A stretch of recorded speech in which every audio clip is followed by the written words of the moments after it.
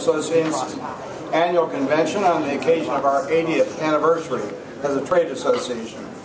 I'm David Dix, publisher of the Kent-Ravenna Record Courier and president of the Ohio Newspaper Association Board of Trustees. I want to acknowledge the hard work of our convention committee led by Ted Daniels and the staff which puts this together. Let's give them a quick hand.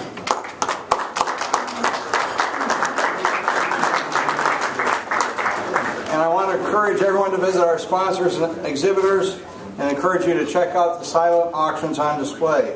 All proceeds from the auction will support the work of our foundation, which includes scholarships, internships, training programs, and outstanding newspapers and education programs that many of you use. Now, we're very privileged tonight to have the governor with us. And earlier we had Attorney General DeWine.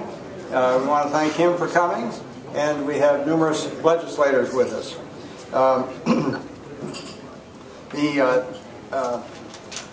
Let's give all who showed up a round of applause.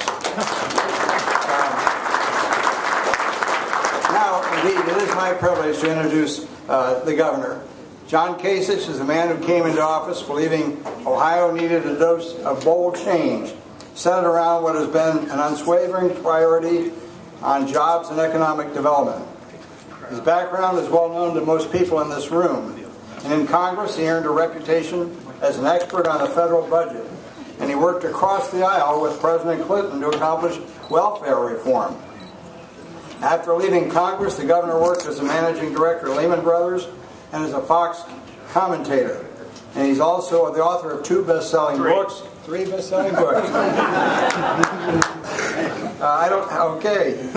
Stand for Something, The Battle for American Soul, every other Monday, 20 Years of Life, Faith, and Friendship. And Courage is Contagious. And Courage is Contagious. Yes. He was briefly a presidential candidate in 2000, so who knows what the future may hold. Not that. Actor is expected in 2014. And if you do run, we would love to help you with our advertising services, Governor. When the governor entered office, Ohio faced a large budget shortfall. Can I get up and speak now? All right, so thank you, David. Are you the president? Yes. Good.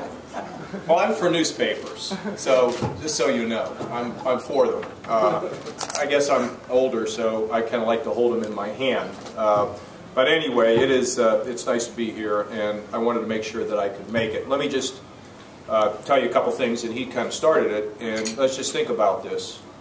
2 years ago, we were $8 billion in the hole, and now we are $2 billion to the plus. That's a pretty dramatic change, and in the course of it, we didn't have to go and take Medicaid, for example, and just start cutting people off or slashing the benefits. We didn't do that. Why don't you come a little closer, everybody, so we can be a little family, because I'll even take a few questions here. So we tried to re-engineer the government to make it work better and be less costly. And I think proof's in the pudding. We got it done. We were 48th in job creation, lost I think 400,000 jobs. We're now up 122,000 jobs. We're the #1 job creator in the Midwest. We are number 6. The number keeps changing, 5 or 6 in the country.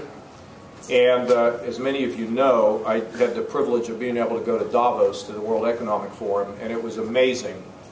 People from all over the world wanted to know about Ohio. And their fundamental question is, since it doesn't seem like governments anywhere can fix anything, how did you people do this, and why are you running surpluses? And I said, not only did we do that, but we cut taxes as well. And tax cuts are critical. I mean, you all know your business model and how tough it is, and lower costs mean a more attractive place.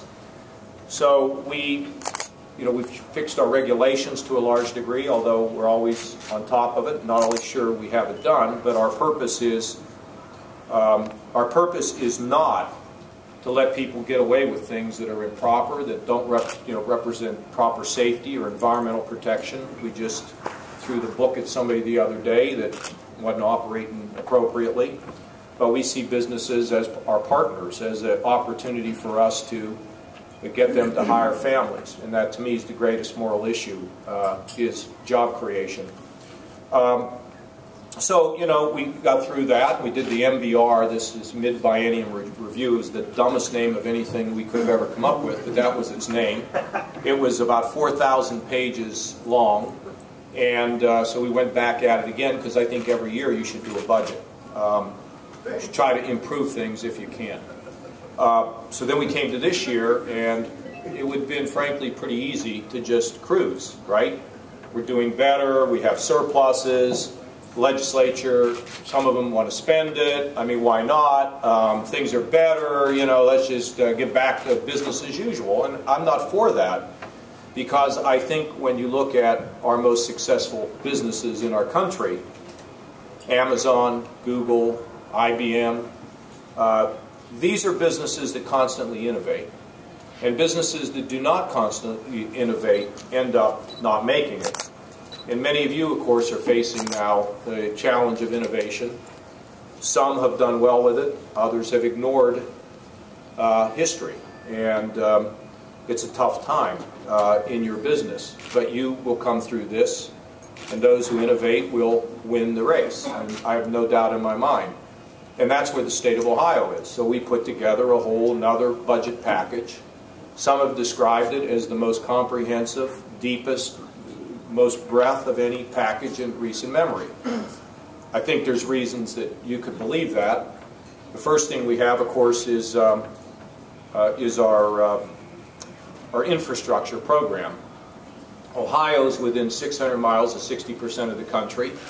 Not only should we make things, and do we make things, and can we make things and make more things, but then we have to ship it.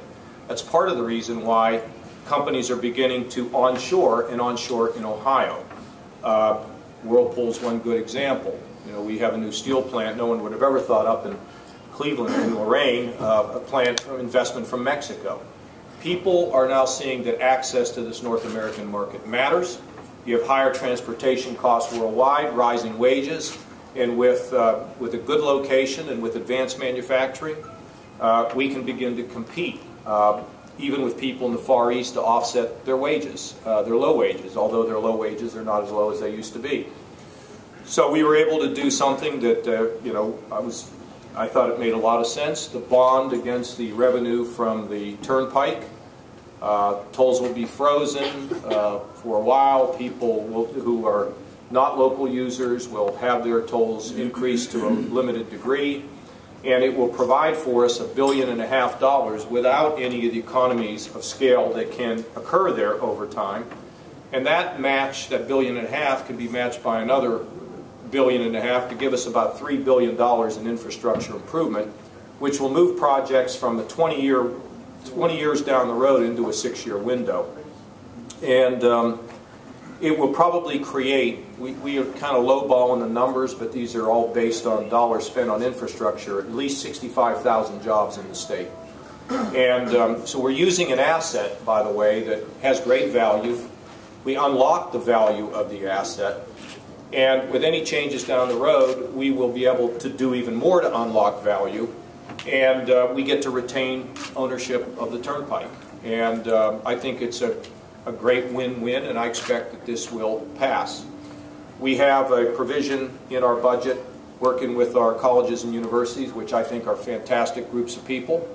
I think our colleges and universities, when looked at appropriately, are great assets for economic development.